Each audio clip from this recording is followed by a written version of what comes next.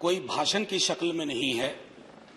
एक शोक संतप्त गणतंत्र के एक अदना नागरिक समझिए या एक जनप्रतिनिधि समझिए, उसकी ओर से कुछ बातें कही जा रही हैं और सबसे पहले माफीनामा उन तमाम लोगों को जिनकी मौत को भी हम एक्नॉलेज नहीं कर रहे हैं, जो हम जान ही रहे हैं कि वो मारे गए। तो ये माफीनामा सर सिर्फ मेरा नहीं है। मैं इसलिए ये बात कह रहा हूं कि मई के महीने में मैंने 6 आर्टिकल लिखे। संसद चल नहीं रही थी, कहां अपनी शिकायत ले जाते, किससे कहते। मुझे भाजपा के मित्रों ने, कई साथियों ने कॉल किया, बधाई दी। मैं उनका भी एहतराम करता हूं और कहता हूं कि ये भरोसा इस सदन का है कि हम सबको एक साझा माफीनामा उन लोगों के नाम भेजना चाहिए जिनकी लाशें गंगा में तैर रही थी। किसी ने कह दिया ये, किसी ने कह दिया वो। सर दूसरी चीज, मैंने कल सेक्रेटरी जनरल साहब से बात करने की कोशिश की, बाकी जगह भी। किसी 2 सत्र के बीच में सर 50 लोगों की ऑबिचुअरी आज तक कभी नहीं हुई संसदीय इतिहास में। राजीव सातव की उम्र थी जाने की इस दुनिया से। रघुनाथ महापात्रा जब मिलते थे गले लगाते थे, बोलते थे जय जगन्नाथ। अचानक में वो नहीं है। ये पीड़ा व्यक्तिगत है, आंकड़ा मैं नहीं कहना चाहता हूं, मेरा आंकड़ा, तुम्हारा आंकड़ा। अपनी पीड़ा में आंकड़ा ढूंढिए। एक व्यक्ति नहीं है इस देश में, इस सदन में, सदन के बाहर, उस सदन में जो ये कहे कि उसने किसी जानने वाले को ना खोया हो। सर पीड़ा कह सकता हूं। ऑक्सीजन के लिए लोग फोन करते थे, हम अरेंज नहीं कर पाते थे। लोग समझते हैं सांसद है ऑक्सीजन पिछा देगा। 100 फोन में पूरे दिन में शाम को बैठ के देखते थे, सक्सेस रेट 2, सक्सेस रेट 3। हमको कौन सा आंकड़ा कोई बताएगा साहब? हमको नहीं चाहिए, किसी आंकड़े की बात नहीं करनी है। हमें देखना है कि जो लोग गए वो जिंदा दस्तावेज छोड़ के गए हैं हमारे फेलियर का। मैं आपकी बात नहीं कर रहा हूं साहब। आप कहिएगा 70 साल में कुछ नहीं हुआ, मैं उसमें जाना ही नहीं चाहता। ये कलेक्टिव फेलियर है 47 से लेकर अब तक की सारी सरकारों का। क्या बना दिया हमने? मुझे पता नहीं था कि अस्पताल और ऑक्सीजन का क्या रिश्ता होता है सर। ईमानदारी से कहता हूं, मैं मेडिकल बैकग्राउंड से नहीं आता हूं। सुबह से लोगों को दिखता था ऑक्सीजन ऑक्सीजन, रेमडेसिविर। मैं तो दवाइयों के नाम तक शुरू में सर प्रोनाउंसिएशन चेक किए कि कैसे उच्चारण करूंगा। ये हालत है। और तब हम आंकड़ों की बात कर रहे हैं, तब हम ये बात कर रहे हैं थैंक यू फलाना साहब, चिलाना साहब।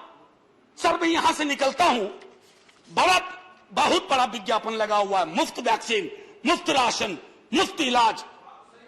सर एक मिनट, मैंने किसी नहीं, please I don't want my time. मैं किसी दल की ओर से आज नहीं बोल रहा हूं। मैं दावे के साथ कहता हूं, मैं लाखों लोगों की ओर से बोल रहा हूं जो यहां बोलना चाहते हैं। अब मेरी बात सुनिए, आज शिकायत नहीं कर रहा हूं आपसे। ये वेलफेयर स्टेट है ना। एक साबुन की टिकिया अगर कोई गरीब गांव में खरीद रहा है ना सर, तो अडानी अंबानी के बराबर का करदाता है। आप उसको कह रहे हो मुफ्त वैक्सीन, मुफ्त इलाज, मुफ्त राशन। नहीं साहब, कुछ मुफ्त नहीं है, उसका स्टेट है। इस वेलफेयर स्टेट का कमिटमेंट है। उसको आप डिनाग्रेट मत करिए, डेमोनाइज मत करिए, उसे बौना मत बनाइए। ये आग्रह है मेरा। सर मैं इससे पहले की कुछ और बातें कहूं, मेरे पास सही वक्त है। सर इस कोरोना को मैं भी मानता हूं, मेरे पूर्व के वक्ता कुछ कह रहे थे, ये चैलेंज है हमारे लिए सर। बहुत बड़ी बड़ी बातें नए कानून की हो रही है। राइट टू हेल्थ की बात क्यों नहीं करते हम लोग? राइट टू हेल्थ, स्वास्थ्य का अधिकार, उसमें कोई किंतु परंतु लेकिन परंच नहीं। सीधे तौर पे स्वास्थ्य का अधिकार constitutionally guaranteed, right to life के साथ लिंक करिए। किसी अस्पताल की मजाल नहीं होगी कि वो उस खिलवाड़ कर पाए उस राइट टू लाइफ का। करना नहीं चाहते। राइट टू वर्क, उस पर काम करिए। पॉपुलेशन को लेकर के बहुत बातें हो रही हैं साहब। डेमोग्राफी को डेमोग्राफर्स को छोड़ दीजिए, बड़ा संश्लिष्ट विज्ञान है, लेकिन ये हम कर सकते हैं इस सदन और उस सदन में। Right to life, right to work पर लेजिस्लेशन लाइए ताकि कोई आपदा आए। अभी तो हमारे लीडर ऑफ हाउस नहीं है, नए बने हैं। उनसे मैं कहता, जब वो रेल मंत्री थे, हॉस्पिटैलिटी सेक्टर के लोगों को निकाल दिया गया। इसी कोरोना काल में मैंने लगातार आवाज उठाई, कोई सुनने वाला नहीं है सर, कोई नहीं सुन रहा। अगर आप सांसद की नहीं सुन रहे हैं तो जो छोटे अदना संविदा वाले नौकरी से निकाले गए उसकी कौन सुनेगा सर। एक और अद्भुत चीज हुई इसी कोरोना के दौरान, माननीय उपसभापति महोदय, जब हाहाकार मचा हुआ था हॉस्पिटल के लिए, आईसीयू बेड्स के लिए, दवाइयों के लिए, यह हाहाकार जब मचा हुआ था उस दौर में सर कई चीजें हुई, जिसमें से एक जो महत्वपूर्ण चीज मैं जिसका जिक्र करूंगा, उस हाहाकार में सरकारें, मैं सिर्फ केंद्र को नहीं कह रहा हूं, कई राज्य सरकारें भी नदारद थी। वो 1.5 महीना कैसे बिताया है इस मुल्क ने। हमारे सदन के कोई लोग बड़े मुश्किल से बच के आए हैं, मैं नाम नहीं लूंगा।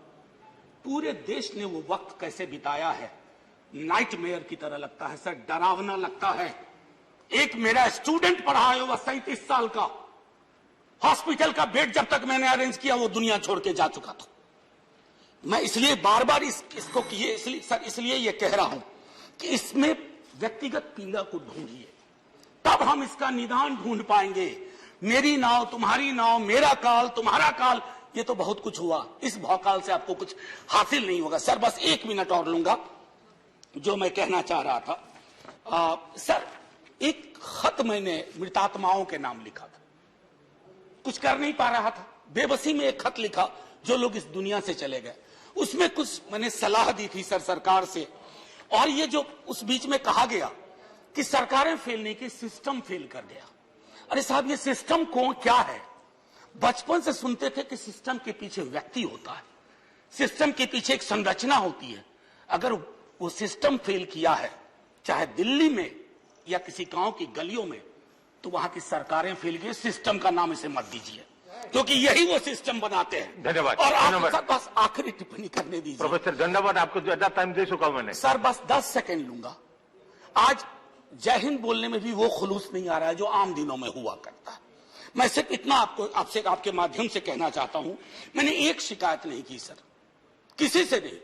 किससे शिकायत करेंगे? आहत हूं, जगाना चाहता हूं स्वयं को भी, आपको भी, क्योंकि अगर गंगा में तैरती लाशें, सर जिंदगी में डिग्निटी चाहिए, मौत में उससे बड़ी डिग्निटी चाहिए। हमने अनडिग्निफाइड डेथ को विटनेस किया है, और अगर हमने इसको दुरुस्त नहीं किया सर, आने वाली सदियां माफ नहीं करेगी। आप बड़े बड़े इश्तहार छपवाओ, अखबारों के 4 पन्ने रंग दो, फलाना थैंक यू सर, इतिहास को थैंक यू कहने का मौका मिलना चाहिए। धन्यवाद। जय हिंद सर। अगर मेरी बात से फिर भी किसी को कष्ट पहुंचा हो, मैं उन्हीं लाखों लोगों की धन्यवाद डेड बॉडी के बिहाफ पे आपसे माफी मांगता हूं। जय हिंद। धन्यवाद।